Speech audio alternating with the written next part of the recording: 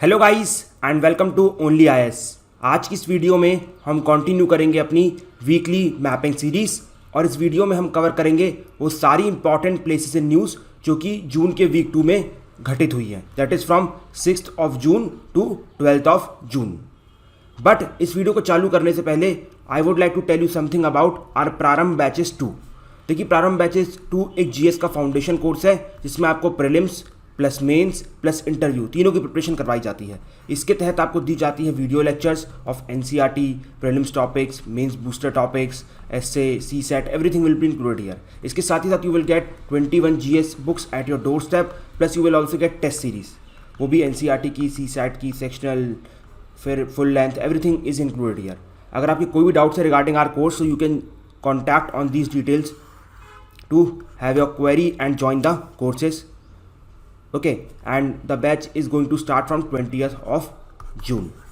Fine, so let's start with our very first article that is about Severodonetsk.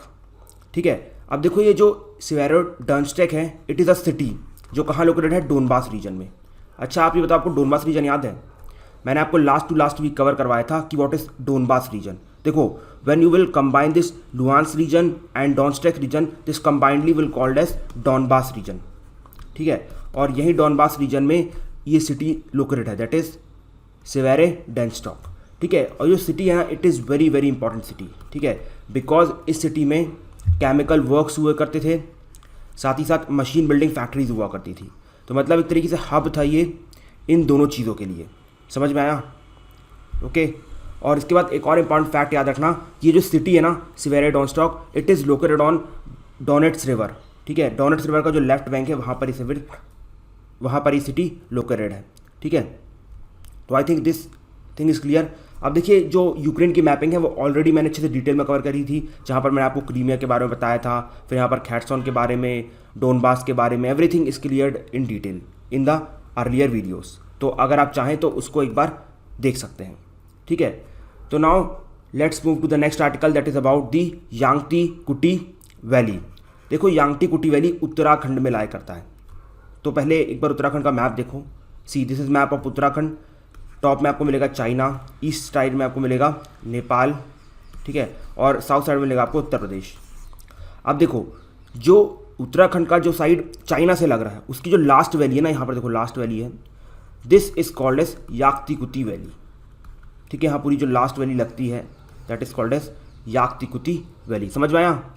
Uttarakhand की जो border है China के side और उसकी जो लास्ट वैली है that is called as याक्ती Kuti valley. ठीक है, अब देखो, जो याक्ती कुटी वैली है ना, वहाँ पर एक भूतिया कम्युनिटी रहती है। नॉट भूतिया, इट्स भौतिया कम्युनिटी। ठीक है, एक्चुअली जो कुमाऊँ है ना, कुमाऊँ में 4 भूतिया कम्युनिटीज़ हैं। ठीक है, उनमें से एक भूतिया कम्युनिटी इस कुटी वैली को डोमिनेट करती है और उसका नाम है बयानसीस। ठीक है, और बाकी की 3 कौन सी कम्युनिटी है? जौहर, डरमिया एंड चौदांसी। अब देखो, यहाँ पर आपको डिटेल में जानने की जरूरत नहीं है कि ये कौन सी कम्युनिटी होती है, क्या करती है, कैसे करती है, ब्ला ब्ला ब्ला। यूपीसी कुछ नहीं पूछने वाला। अगर यूपीसी को पूछना होगा ना, वो सिंपल डाल देगा उत्तराखंड या फिर याक्ती कुटी वैली और मैच करने को देगा कि यहाँ पर कौन सी कम्युनिटी डोमिनेट कर रही है, दैट इज बयानसीस। अगर आप पढ़ोगे तो you will be wasting your time. See, time is less, you have to utilize your time very well. Okay, तो इस पर अभी आप भरोसा रखो। इसके अलावा एक और इम्पॉर्टेंट फैक्ट है याक्ती कुटी वैली के बारे में कि भाई it is one of the water head और you can say head water of Kali river. अब हेड वाटर पता है क्या होता है? अच्छा, चलो ये बताओ, रिवर कैसे ओरिजिनेट करती है? कि आपको क्या लगता है? ऐसे मान लो नर्मदा निकली तो बिल्कुल सीधे एकदम से निकल गई, ऐसा नहीं होता ना। देखो, क्या रहता है कि यहाँ छोटी झीर निकली, फिर झीर निकली, फिर यहाँ झीर निकली, फिर यहाँ झीर निकली। झीर मतलब छोटी छोटी लाइन्स, ठीक है, स्ट्रीम्स। अब इसके बाद फाइनली सब कंबाइन होकर एक रिवर बनती है और फिर निकलती है आगे रिवर। तो उसी प्रकार से जो काली रिवर है ना, काली रिवर भी ऐसी निकली होगी, फिर यहाँ हुआ, फिर ये हुआ, फिर ये हुआ। तो उसमें से जो याक्ती कुटी वैली है वो एक स्ट्रीम प्रोवाइड करती है इसको। ठीक है, मतलब एक हेड वाटर प्रोवाइड करती है। तो ये आपको याद रखना है। ठीक है, फिर से रिपीट कर रहा हूँ कि Yankti Kuti valley is one of the head water of the Kali river. So this you have to remember. वैसे आपको काली रिवर के बारे में पता ही होगा।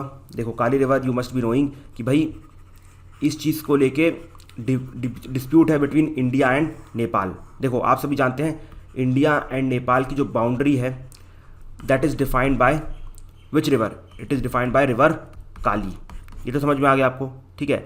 अब डिस्प्यूट ये है कि काली रिवर का ओरिजिनेशन कहाँ से हो रहा है, ठीक है। अगर थोड़ा ऊपर से होता है तो इंडिया को फ़ायदा होता है, थोड़ा नीचे से होता है नेपाल को फ़ायदा होता है, दोनों एक तरीके से लगे हुए हैं। और ये सब कहाँ लिखा हुआ है, ट्रीटी ऑफ सिकॉली में लिखा हुआ है, ठीक है। तो ऐसे चीज़ों कनेक्ट करो तो चीज़ें याद होंगी, ठीक है। अब IR पढ़ाएं, यहाँ नहीं बैठे हैं, तो एक इंट्रोडक्शन देना is more than enough, okay. वैसे भी it is a mapping series, fine, चलो वेल एंड गुड। अब मूव करते हैं तीसरे आर्टिकल में, which is about Yamuna river, ठीक है। तो यमुना रिवर भाई एवरीवन नोस कि it rises from Yamunotri glacier, ठीक है। और ये कहाँ पर पता है, बंदरपुच पीक के पास। किस स्टेट में है, उत्तराखंड में। उत्तराखंड के किस डिस्ट्रिक्ट में, उत्तरकाशी डिस्ट्रिक्ट में। देखो बड़ी रिवर के बारे में इतना सब याद रखा करो कि यमुनोत्री ग्लेशियर के पास से निकल रहा है, यमुनोत्री ग्लेशियर है बंदरपुच पीक के पास, उत्तराखंड में लाई करता है, उत्तरकाशी डिस्ट्रिक्ट है उत्तराखंड का। तो बड़ी बड़ी रिवर के बारे में ये सब आपको याद रखना है। एंड व्हाट इज भाई Yamuna river, Yamuna river is right bank tributary of river Ganga, ये भी आपने ध्यान रखना है, ठीक है। अब ये बताओ कि गंगा का और यमुना का मिलन कहाँ होता है, ओ दैट इज़ इन प्रयागराज, ठीक है। आपको पता होगा पहले से इलाहाबाद कहा जाता था, ठीक है। यहाँ पर इसका मिलन होता है गंगा से। उसके बाद देखो ये जो हमारी यमुना है वो कौन कौन से डिस्ट्रिक्ट से निकलती है। देखो सबसे पहले आता है उत्तराखंड, ठीक है भाई, नो डाउट। उत्तराखंड के बाद हमारे सामने आता है हिमाचल प्रदेश, ठीक है। यहाँ पर आपको हिमाचल प्रदेश देखने को मिल जाएगा उत्तराखंड के बाद, ठीक है। इसके बाद न्यू दिल्ली के बाद Uttar Pradesh. Did I miss something, yes I missed Haryana. Haryana का जो थोड़ा सा ईस्टर्न पार्ट है ना यहाँ पर, उससे टच होके निकलती है, ठीक है। सो आपको याद रखना है कि यमुना कौन कौन सी जगह से निकलती है, उत्तराखंड, हिमाचल प्रदेश, हरियाणा एंड दिल्ली, समझ में आई।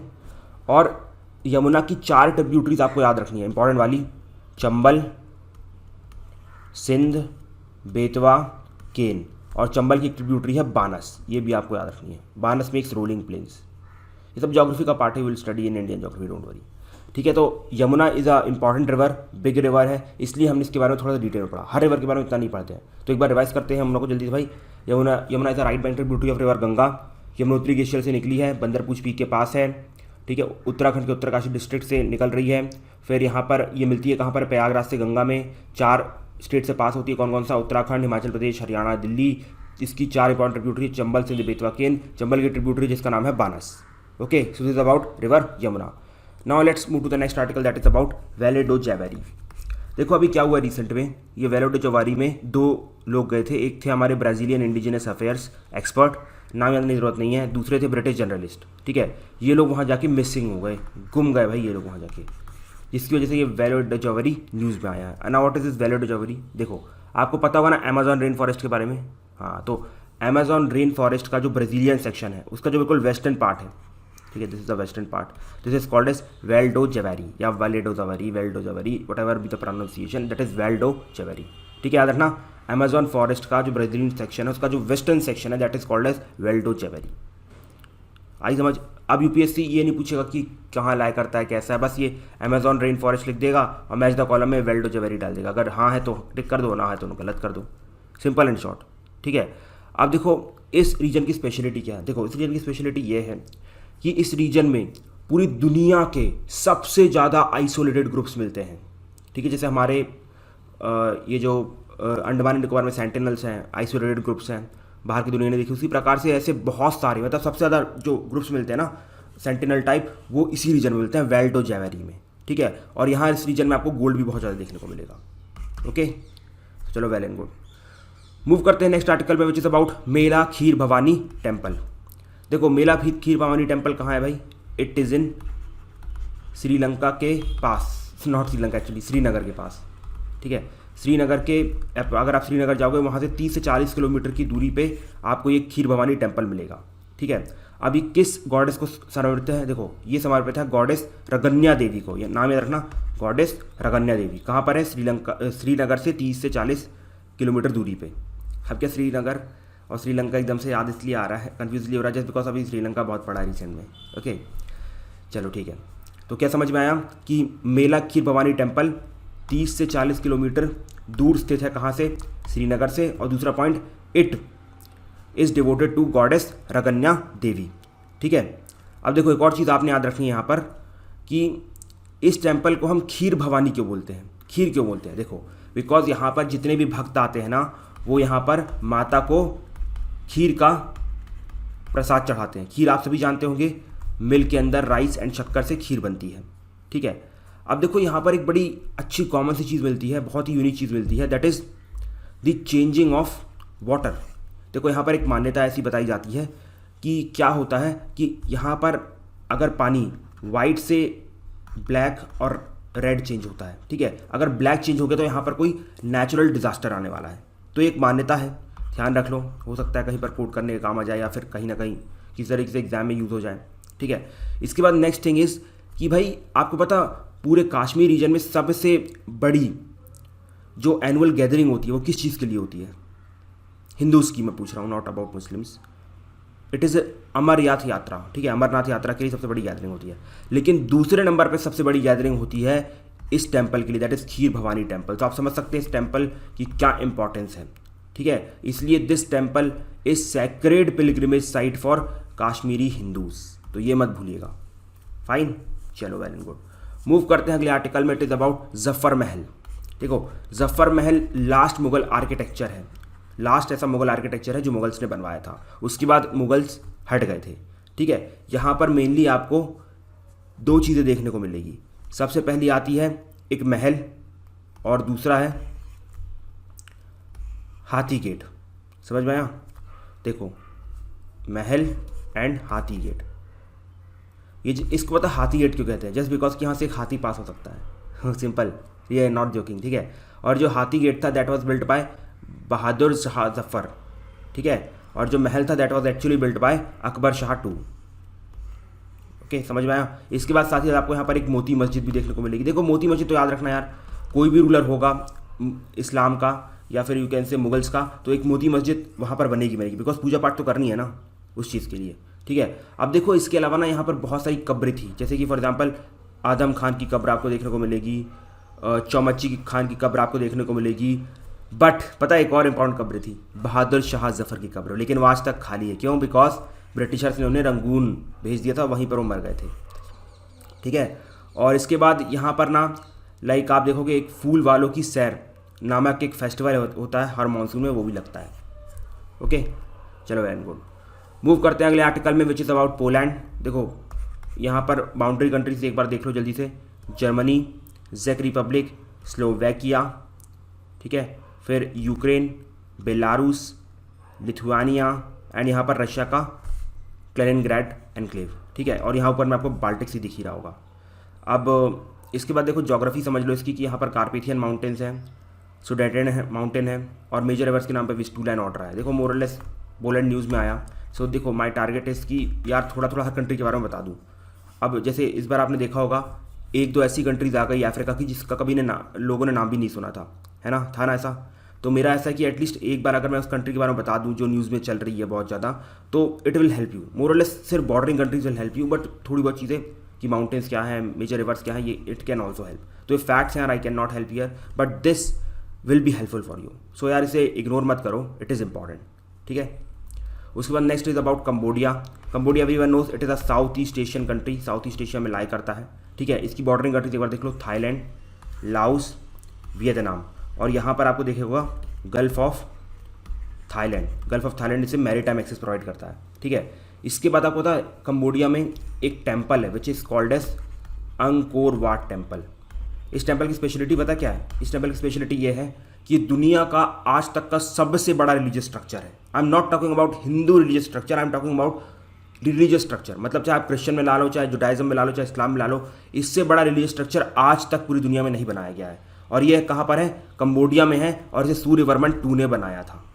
ठीक है, इसके बाद यहाँ पर कार्डामम माउंटेन्स नाम की पहाड़ियाँ हैं जिसकी सबसे बड़ी पीक है फनोम ऑरल। ठीक है, इसके अलावा साउथ ईस्ट एशिया का सबसे बड़ा लेक जो है टॉनल सैप लेक, ये भी यहीं पर लोकेटेड है। ठीक है, और ये मेकॉन्ग रिवर सिस्टम में लाई करता है। तो ये सब इंपॉर्टेंट फैक्ट्स हैं, याद रखना। Okay, now next article is about Tasmania. देखो तास्मानिया वो पहला रीजन बना जो कि कार्बन नेगेटिव है। Now what is carbon negative?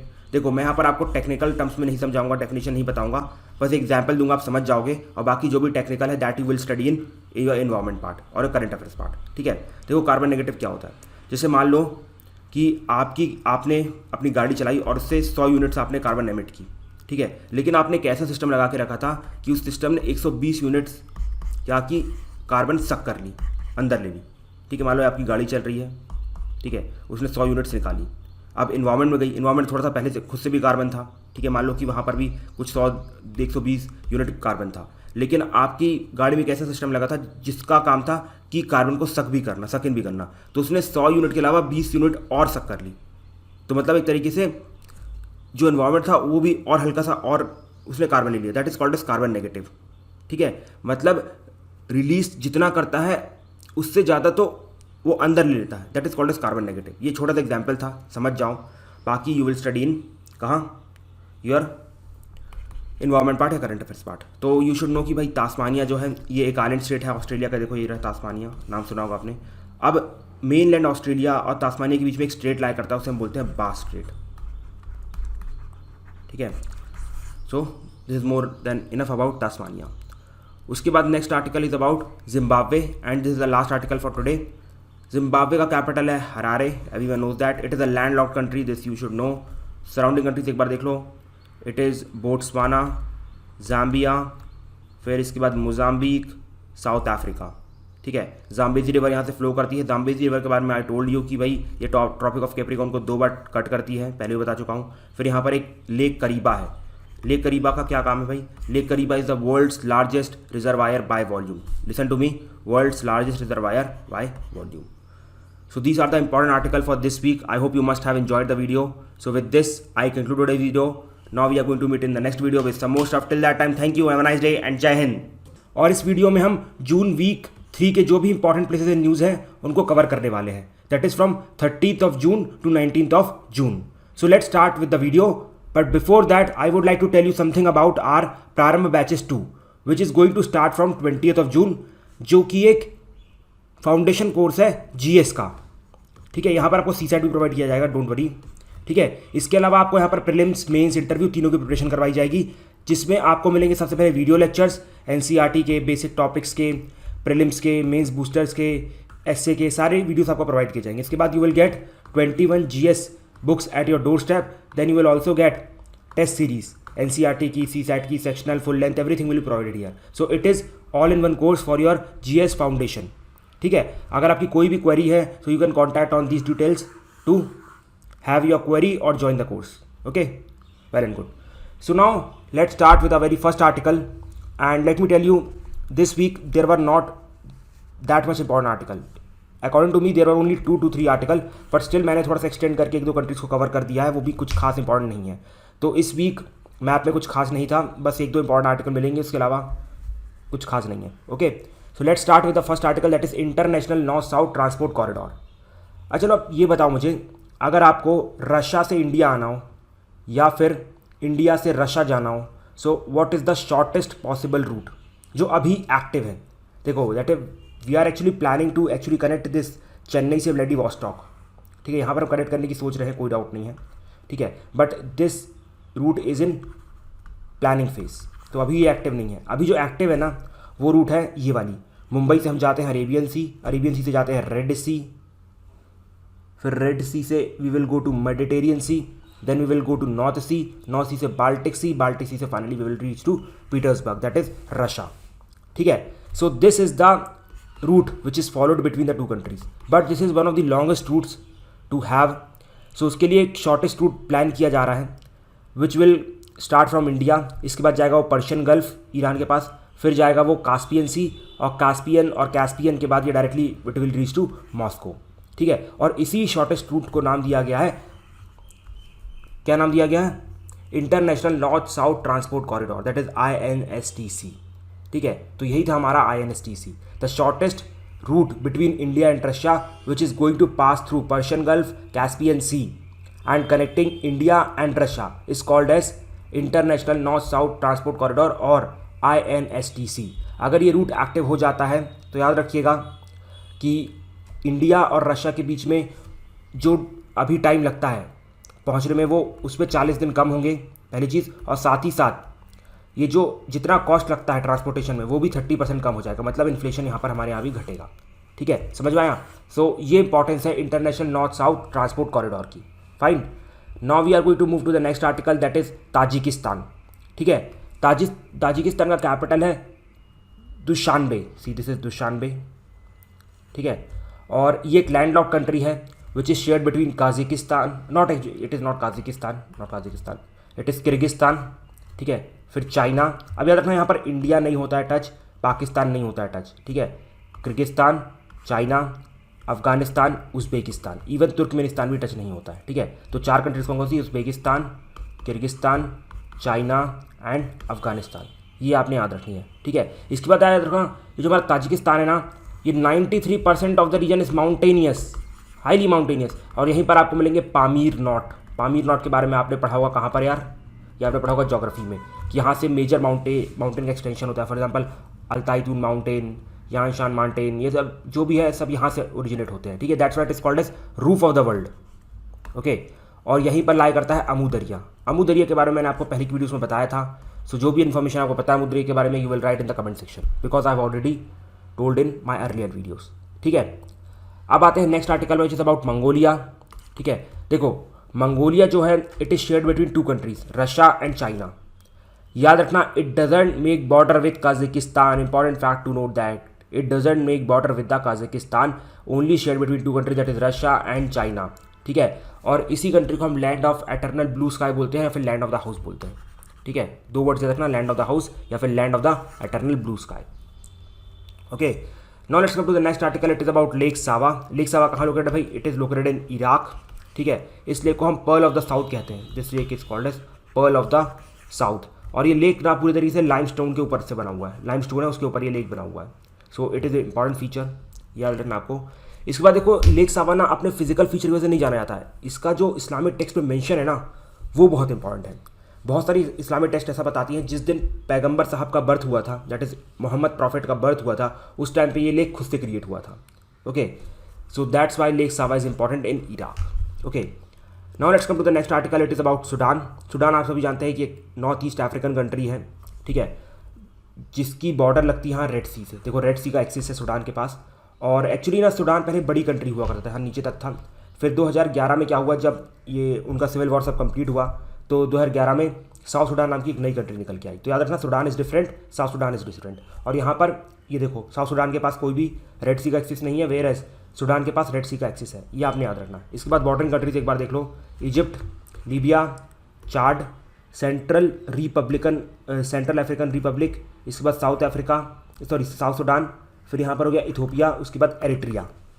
ठीक है, समझ में आया ना? और ऐसा आपको पता है ना रेड सी से लगने वाली कंट्रीज की ट्रिक क्या है? डेजी। ठीक है, इसके बाद एक और चीज़ याद रखना यार कि ये जो इसकी ज्योग्राफी कैसी है सूडान की, इट इज़ कम्प्लीटली डेजर्ट। ठीक है, 90% तक you will find desert dominated by desert. यहाँ पर न्यूबियन डेजर्ट भी है। Okay, so this is about Sudan. Now let's come to the next article, it is about Strait of Malacca. अच्छा ये बताओ स्ट्रेट ऑफ मलक्का किसको connect करता है? If I see it connects Andaman Sea. देखो यहाँ पर अंडमान सी है। ठीक है, और यहाँ पर हमारे सामने South China Sea side. So is it correct statement कि Strait of Malacca connecting Andaman Sea and South China Sea? Yes, it is absolutely correct statement, no doubt. But what if I say कि it is connecting Pacific Ocean and the Indian Ocean? I am telling Strait of Malacca Pacific Ocean and Indian Ocean को connect कर रहा है, ये सही ही गलत है? It is also correct because Andaman Sea is part of Indian Ocean and South China Sea is part of Pacific Ocean. ठीक है, तो ये आपने याद रखना है। इसके बाद देखो straight of Malacca mainly lies between Malaysia and Indonesia. But अगर आप यहाँ पर थोड़ा सा यहाँ पर दिखाई नहीं दे रहा है, जो सदर्न टिप है ना वो थाईलैंड के साथ भी टच हो रही है, मतलब यहाँ पर स्टार्टिंग जो है यहाँ पर थाईलैंड का हल्का सा रीजन टच होता है। But it mainly lies between Malaysia and Indonesia, this you have to remember. ठीक है, इसके अलावा एक और चीज़ जो आपने याद रखनी है यार वो ये है कि वाई इट इज़ इंपॉर्टेंट। देखिए इसकी इंपॉर्टेंस का रीजन ये है कि यहाँ से 1/4 तेल पास होता है, 1/4 1/4 of the oil is pass through year. ठीक है, फिर दूसरी इंपॉर्टेंट चीज़ कि it is the shortest route between Indian Ocean and Pacific ocean. समझ में आया? चलो वेल एंड गुड। अब मूव करते हैं अगले आर्टिकल में which is about Hans island. देखो आपको ये पता है, this is Canada, this complete Canada है ना, ये देखो ये सब कंप्लीट कनाडा है, एंड दिस इज़ डेनमार्क। भाई ग्रीनलैंड है, आई नो डेनमार्क की टेरिटरी है, अच्छे से सुन लो, ठीक है, ग्रीनलैंड है डेनमार्क की टेरिटरी, तो I will call it Denmark, ठीक है। अब देखो डेनमार्क और ये जो कंप्लीट यहाँ कैनेडियन आइलैंड है उसके बीच में एक स्ट्रेट लाई करता है, ठीक है, इसको हम बोलते हैं नेयर्स स्ट्रेट, नेयर्स NARES, नेयर स्ट्रेट, जो क्या करता है यहाँ पर बैफिन बे को कनेक्ट करता है यहाँ पर आर्कटिक सी से। फिर से सुनो, क्लीन कर देता हूँ, फिर से बताता हूँ। देखो ये है हमारा कैनेडियन आइलैंड्स, यहाँ से कनाडा चल रहा है ऊपर, ये नॉर्थ कैनेडियन आइलैंड्स है, दिस इज डेनमार्क मतलब ग्रीनलैंड। उसके बीच में एक स्ट्रेट लाई करता है जिसको हम बोलते हैं near straight. Near straight connect करता है यहाँ पर ऊपर आर्कटिक सी को, आर्कटिक ओशन है यहाँ पर, और नीचे यहाँ पर बैफिन बे है, ठीक है, इन दोनों कनेक्ट करता है। और इसी स्ट्रेट में लाई करता है हमारे सामने हांस आइलैंड। समझ में आया? बस इतना ही याद रखता है और कुछ भी नहीं, ठीक है। चलो now next article is about कच्चा तीवू आइलैंड। देखो ये ना पाक स्ट्रेट का व्यू है। पाक स्ट्रेट आपको पता है ना, ये हमारा इंडिया हो गया, यहाँ नीचे श्रीलंका है, इसके बीच में जो स्ट्रेट लाई करता है ना, विच इज़ कनेक्टिंग यहाँ पर Arabian Sea with Bay of Bengal, it is called as Palk Strait. समझ में आया? और ये देखो पाक स्ट्रेट का ये बिल्कुल क्लोज्ड व्यू है, ओके। अब पाक स्ट्रेट में आपको देखने को मिलेगा कच्चा तीवू आइलैंड, दिस इज कच्चा तीवू आइलैंड, दिस इज इंपॉर्टेंट कच्चा तीवू आइलैंड, ठीक है। अब जो कच्चा तीवू आइलैंड है ये ना 14th सेंचुरी के आसपास वॉल्केनिक इरप्शन से बन के तैयार हुआ था, मतलब यहाँ पर वॉल्केनिक इरप्शंस हुए थे, उसकी वजह से कच्चा तीवू आइलैंड तैयार हुआ था, ठीक है। अब कच्चा तीवू आइलैंड का इंपॉर्टेंस समझो क्या है कि देखो 1974 से पहले कच्चा तीवू आइलैंड ना इंडिया का पार्ट हुआ करता था, लेकिन यहाँ पर श्रीलंका के फिशरमैन और इंडिया के फिशरमैन दोनों यहाँ पर आकर रेस्ट लिया करते थे। यार मैं यहाँ पर कोई भी रहता नहीं है, बस ऐसा रहता था जो भी फिशरमैन यहाँ से पास होते थे वो थोड़ा रेस्ट ले लिया करते थे।